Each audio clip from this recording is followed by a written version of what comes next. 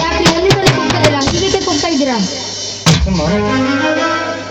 ಅಲ್ಲ ಕಣೆ, ಮದುವೆ ಆದ ತಕ್ಷಣ ಅಡಿಗೆ ಮನೆ ಸೇರಿಕೊಂಡೇ ಬಿಡ್ತಿದ್ದೆಲ್ಲ, ಒಂದ್ 5 ನಿಮಿಷ ಹತ್ತಿರ ಮಾತಾಡಬಾರದೆ?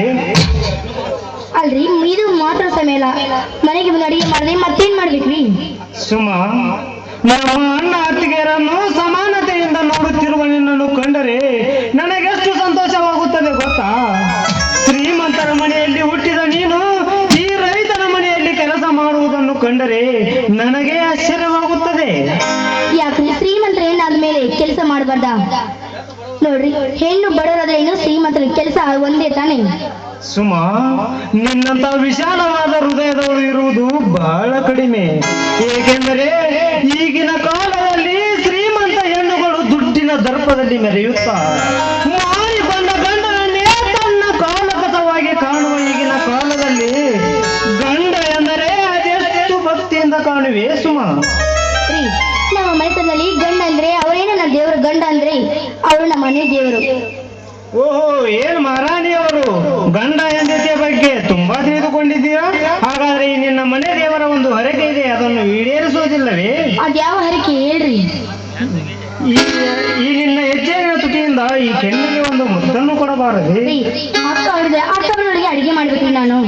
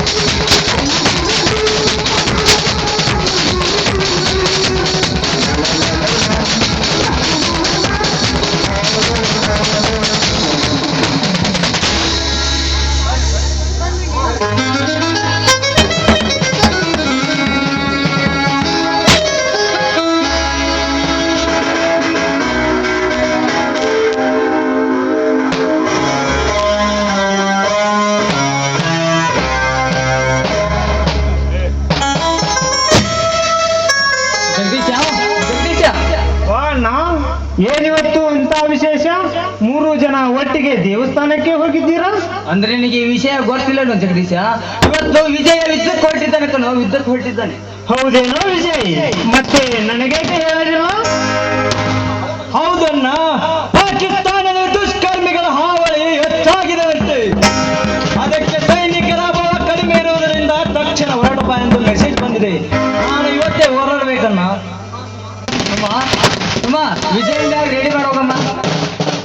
ಆಯ್ತು ಮಾಮ.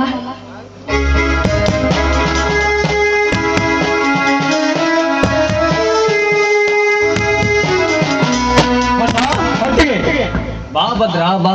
ಒಳ್ಳೆ ಸಮಯಕ್ಕೆ ಬಂದಿದೆ ಬಾ. ಹಾ, ಏನು ವಿಜಯ್, ಇನ್ನೂ ರೆಡಿ ಆಗಲಿಲ್ವಾ? ಎಲ್ಲ ರೆಡಿ ಆಗಿದ್ದೀನಣ್ಣ. ನಿನ್ನ ದಾರಿಯನ್ನೇ ಕಾಯ್ತಾ ಇದ್ವಿ. ಇನ್ನೇನು ನೀನು ಬಂದಾಯ್ತಲ್ಲ, ಹೋಗೋದು ಒಂದೇ ಬಾಕಿ.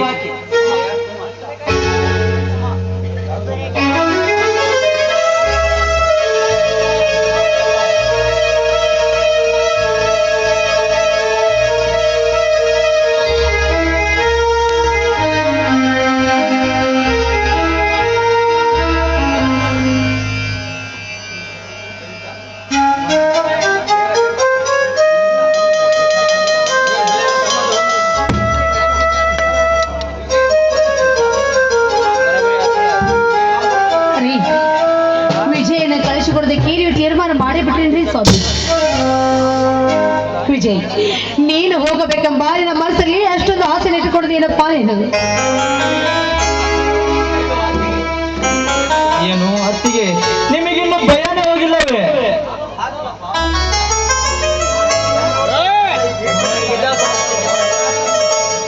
ಚೇಚೆ, ಹಾಗಲ್ಲಪ್ಪ ಮೈದನ, ನನಗೆ ಹೇಳ್ತಿರೋದು. ಯಾಕೋ ಈ ನೋಲಿನನ್ನ ಕಳಿಸಿಕೊಡೋದಕ್ಕೆ ನನ್ನ ಮನಸ್ಸು ಹೋಗ್ತಾ ಇಲ್ಲಪ್ಪ, ನನ್ನ ಮನಸ್ಸು ಹೋಗ್ತಾ ಇಲ್ಲ.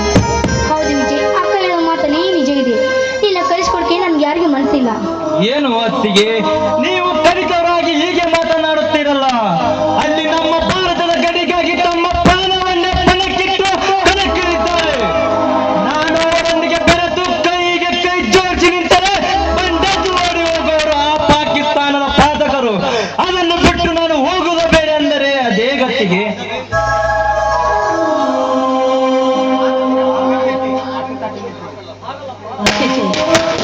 ಹಾಗಲ್ಲಪ್ಪ ಮೈದನ, ಅದು ಲೇಖ ಹೇಳಿದ ಯುವಕರು